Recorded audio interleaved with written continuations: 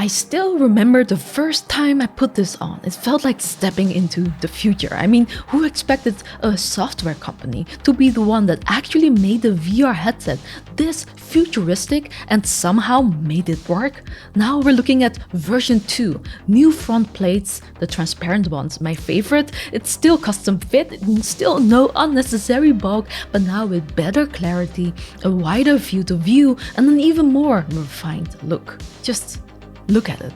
But the honeymoon phase is over. I've put it through its paces, so is the Beyond 2 just eye candy, or is it really worth your time and money? Hi, I'm Cas and I've been reviewing VR headsets for 8 years. Join me beyond reality.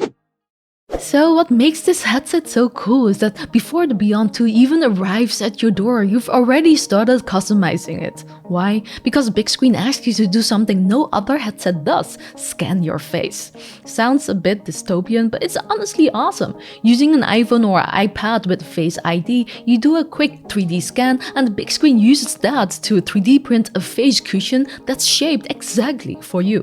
No more light leaks, weird nose pressure, it just fits like it was made for your skull, because it literally was. Keep in mind that if you're on Android, the scan won't work, but you can always borrow a friend's Face ID device for a couple minutes and be done with it. Now, here's the thing. That custom fit tech, it's not coming in a budget headset. The Beyond 2 starts at $999 and that's just for the headset itself. If you don't already have a PC VR setup, you also need a few extras. 2 Steam VR base stations, a pair of controllers like the Valve Index ones, a powerful gaming PC, and if you wear glasses, you might want prescription lens adapters too. If you're starting from scratch minus the gaming PC, you're looking at around $1,600 and up to get everything running. It's not a casual buy, but then again, this isn't trying to be mass market, it's built for a different crowd. Setups more hands-on than something like the Quest, you'll be mounting base stations, plugging in via DisplayPort, pairing controllers, the usual PC VR stuff. Bigscreen includes a small desktop utility for managing brightness, fan speeds, refresh rate, firmware updates, even the LED color on the headset, which, yeah, looks sleek. It's minimal, stays out of your way, and just works. And since it runs entirely on Steam VR, what you can play depends on what's in that ecosystem. If you're new to VR, just know not everything from standalone headsets will carry over here, but I'll talk more about that in a bit. Let's talk about the design first. Even unboxing it for the second time, it still felt a bit surreal to see how tiny this thing is. It weighs just 107 grams, put it on the scale, I did, and it weighs less than a banana. That's kind of ridiculous for a VR headset. Now, it's still not as sturdy like some other headsets, but unless you're planning to juggle it, you'll be fine. And this clear front panel, I'm obsessed. It looks clean, sharp, and I don't know, it's just that cyberpunk look. But if transparent isn't your thing, Bigscreen also offers carbon black and nuclear orange front plates too. The custom 3D printed face cushion also means there's zero light bleed, none. It seals off your surroundings completely. It's one of those things you don't realize you miss until you go back to anything else. Port-wise, you've got 2 USB-C ports, one on the left to plug into your PC and one on the right for accessories like the optional audio strap. Super minimalist, which I love. But let's talk about the fan. It's quiet until you push the brightness past 90% on overdrive. Then it kicks into a sharp, high-pitched whine, the kind that makes you wonder if your headset just developed a superpower. If you set the brightness between 70 and 90, it's more of a soft hum. Below that, it's basically silent. To be fair, Bigscreen told me this might be due to the pre-production unit that I borrowed, and that final models should not have this. Plus, you might not need the brightness over 90%. It's really bright, much brighter than the first model. But hey, I review what I get, and if I hear something weird, I'll tell you about it. So while this could be an isolated thing, we'll just have to see or hear when the retail units roll out. Now you know that classic VR face, sweaty cheeks, sexy red forehead. Yeah, the Beyond 2 still does that a bit, but it's way more forgiving. It's crazy light, barely puts pressure on your face, and there's almost no forehead weight. The one trade-off? heat. That custom seal keeps light out but also air, so during longer sessions it does get a little sweaty. Not terrible, just something to know. Out of the box you get a soft strap, and surprisingly it works. On heavier headsets these usually drag your face forward, but the Beyond 2 is so low profile that it stays in place, so it's nice if you're lying back or leaning on something. If your hair is super straight though, like mine, it might slide down a bit. I mentioned this in my review of the original Beyond, and now Bigscreen fixed that by adding a simple top strap. Super basic, super effective, and I'm glad it's included now. For more active games, I like strapping to the optional audio strap. It's not a huge comfort upgrade, but the built-in speakers are solid. Not a must-have, but convenient. And yeah, I'm still waiting on that Halo mount. It's not out yet, but it looks so slick. It gives you this look from the guy from Splinter Cell, has a forehead pad for comfort, better airflow, and adjustable eye relief. Plus, it comes with a universal face cover that makes sharing the headset easier. You can also use it without the cover, so the headset doesn't touch your face at all, which could be great if you're using it for work or just don't want full immersion all the time. Now, if you wear glasses, don't. I mean, not with this. It's way too tight for frames, but Bigscreen sells prescription lens inserts that pop right in. Once they're on, you'll forget that they're even there. So yeah, comfort-wise, the Beyond 2 absolutely nails it. It's one of the few headsets where I actually want to stay in longer, sweat and all.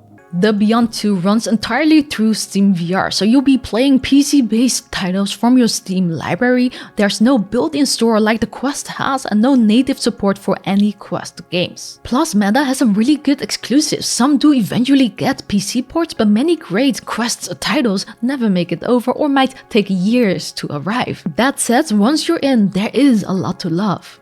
You've got access to some of the most immersive, best looking VR games out there like Elite Dangerous, Half-Life Alyx, Lone Echo, Boneworks, and Into the Radius, just naming a few favorites here. And then there's a grown modding scene, a whole rabbit hole that brings flat screen games like Skyrim, Cyberpunk 2077, or Elden Ring into VR. Some are polished, others a bit janky, but they're wild and worth exploring. Just know PC VR isn't as active in terms of new releases as the Quest platform. Okay, comfort check, great games plenty, but how does it actually look once you're in? This is where the Beyond 2 flexes hard. It has dual 1-inch micro OLED displays running at 2460x2460 per eye, and I'm not exaggerating when I say the clarity is ridiculous. Text stays sharp even near the edges, the sweet spot feels wide, and the image is clean across the whole field of view. Parallax issues, distortion, I try to find them and they're basically non-existent. If you really stare at the very far edge, there might be a touch of distortion, but it's so minor that it's honestly not worth nitpicking. And while I wish there was a super scientific way to measure sweet spot, here's what I can tell you. Bigscreen's improved lens design makes a big difference. On the Beyond 2, it's just in the sweet spot every time, no fiddling, no adjusting needed. Compared to something like the Quest 3, which uses an LCD panel, you get more visible pixel structure, less contrast, and slightly lower resolution. It still holds up, but the Beyond 2 screens are clearly a step above. I posted a full Quest 3 comparison earlier. If you want a full breakdown, I'll link it below. But that's the magic of OLED. And speaking of, this is OLED in its element. Black levels are chef's kiss, dark scenes don't dim, they disappear. Play something like Elite Dangerous and the whole universe looks beautiful, like the whole scene takes on this cinematic depth. Colors hold up just as well, they look bold without feeling fake, and skin tones stay natural. And despite being OLED, motion stays clean with barely any ghosting. Pixel persistence is noticeably improved over the original Beyond as long as you don't crank the brightness up too high. Now, Bigscreen lists the Beyond 2's field of view at 116 degrees diagonal, 108 degrees horizontal, and 96 degrees vertical, slightly wider than the Quest 3 on paper. As promised, I measured it myself using the same tool Bigscreen used, and here's what I got. I measured the Beyond 2 at 104 degrees horizontal, 91 degrees vertical, and 104 degrees diagonal.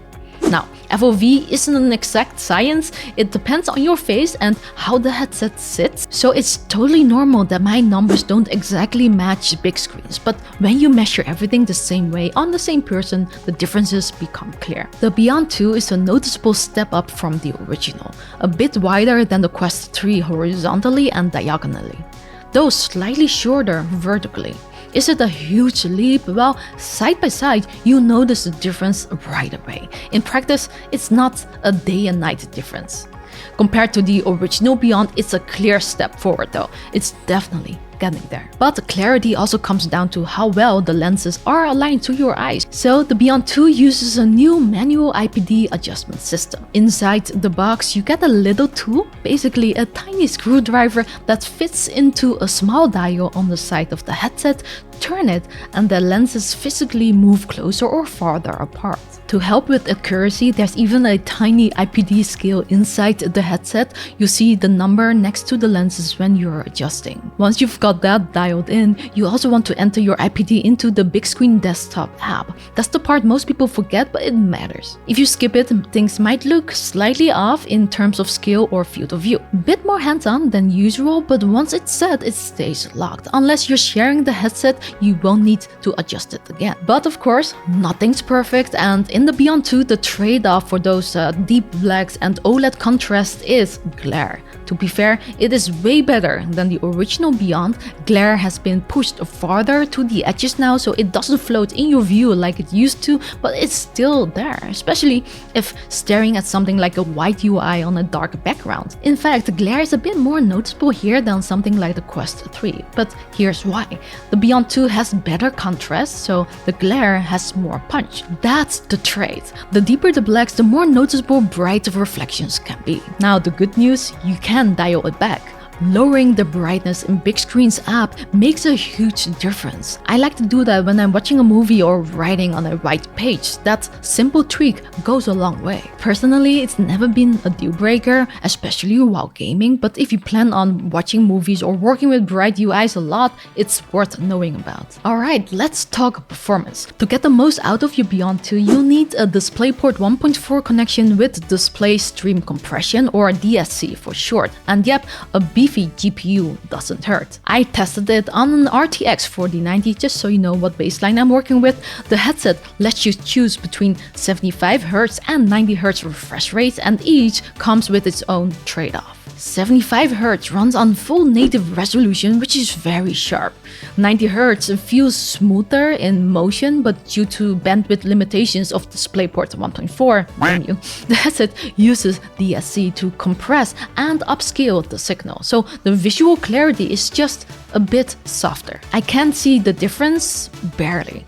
Tiny UI text at 90Hz might look a little blurrier compared to the tech-sharp 75Hz, but in motion, I could tell that 75Hz is less smooth, but also hardly noticeable unless really looking for it. What's cool is that this is OLED, which generally means faster pixel response times and less motion blur compared to LCD. So that jump from 75 to 90Hz, well, that difference is not as big here as it would be on something like going from 72 to 90Hz on Quest 3. Honestly, 75Hz was fine for me, but it's also easy switching between them. If you're working or playing something chill, you can stay on 75 for the clarity, but for anything fast-paced, 90Hz could feel better, and I love that you get the choice. The Beyond 2 uses Steam VR base stations for tracking, and if you've used them before, you know the deal, still the gold standard for precision. I flailed my head around like a maniac just to test it, and good news, there is no drift, no jitter, no HMD tracking glitches. Inside-out tracking on the Quest is great, but it can still hiccup now and then. With this, almost none of that. That said, the base station setup matters. I've seen people online needing to reposition theirs a few times before everything clicked. Once it's set up though, rock solid. One weird quirk though, my Elgato key lights broke tracking completely. Not sure why, maybe the lighting frequency interferes with the sensors. I don't have this with other headsets, but once I turned them off, everything was fine. So if you use studio lights, something to keep in mind maybe. Now there are no controllers in the box, so you'll need to bring your own. I used index controllers, which still don't fail me, but that means your controller tracking quality is going to depend entirely on the hardware you pair it with. So I'm not gonna talk about that too much. Now, there is a benefit on using the standard SteamVR tracking system because there are more supported accessories. Like if you want to do full body tracking, there's enough available and will work immediately with this headset as long as they work with the base stations. That's amazing if you're into something like social VR or motion capture. But yeah, the cable, I'll be honest, I never used to care about being tethered, but after spending so much time in standalone wireless headsets, going back to a cable is starting to feel like a compromise. In chill or seated game, it's fine of course, but in room scale stuff, docking, spinning, depending on how you'd like to play of course, I like to use my body to move around instead of artificial turning, so it's easier to notice. Now, it's not a deal breaker even for me, it's just less freeing. As for audio, the Beyond 2 has built-in microphone and honestly, it's decent. This is what the Bigscreen Beyond 2 microphone sounds like. And if you haven't yet, like this video if this helped you out so far. And let me know down below what you think about what this microphone sounds like right now. As you can hear, there's no popping, no weird effects, just very good and clean voice pickup. You might catch a slight hum in the background, but that's actually from my base stations, not the mic itself. As for sound output, there's no built-in speaker, so you'll need to bring your own audio solution. I've been using Bigscreen's optional audio strap. It sounds clear and works well for most use cases. You can also use regular over-ear headphones with the soft strap just fine. The headset has one extra USB-C port for audio, but no 3.5mm jack, so if you're planning on using wired headphones, make sure to USB-C or route audio directly from your PC. Bluetooth works too, assuming your PC supports it. Now, I haven't tested the Beyond 2E myself, but I've been keeping an eye on it. Yes, pun intended. It's basically the same headset as the regular Beyond 2, just with eye tracking baked in. The idea, use it for things like after eye movement in VR chat, future modding experiments, and eventually even eye tracked foveated rendering once Bigscreen rolls out support for it later this year, which is planned. Right now, it's more for the social VR power users, the kind of people who uses full body trackers and are building their own avatars on the weekends. For everyone else, I'd say keep an eye on it for it later. Alright, that's 2 puns, I'm done. After weeks of testing, one thing is clear, this headset wasn't made in a vacuum. It was made by people who get VR, the kind of nerds who notice things like glare, field of view, and light bleeds and care enough to improve them. There's no fluff here. The specs aren't just marketing terms, they translate into real-world improvements. Visual clarity that makes everything else feel fuzzy in comparison. Comfort that lets you stay immersed longer, even with some heat buildup. OLED blacks and vibrant color that gives games a cinematic edge. And needed improvements over the previous Beyond, like manual IPD adjustments, improved lens distortion, and sweet spot. But yeah, this headset isn't for everyone. It's PC only, it's tethered, it takes effort to set up right, and it doesn't include much in the box. No speakers, no controllers, no wireless, no hand tracking. You're not buying an ecosystem here, you're buying a ridiculously good VR display that's dialed in for clarity and comfort. I genuinely love this thing. I even like adjusting the IPD. It's a bit old school, but it makes you feel like a VR engineer. It feels like a headset you're not just using, it's one you tune. And yeah, it helps, it makes everything look beautiful too. So if you're looking for something casual and wireless, this probably isn't it. But if you already live inside SteamVR, love tweaking your gear and want something that feels like it was built just for you, then the Beyond 2, it's kind of a dream. If you got more questions, drop them below. I'd love to hear what you think about the Beyond 2. I'll link everything I mentioned down there too. And hey, if this helped, hit sub for more VR deep dives and I'll catch you back in VR soon.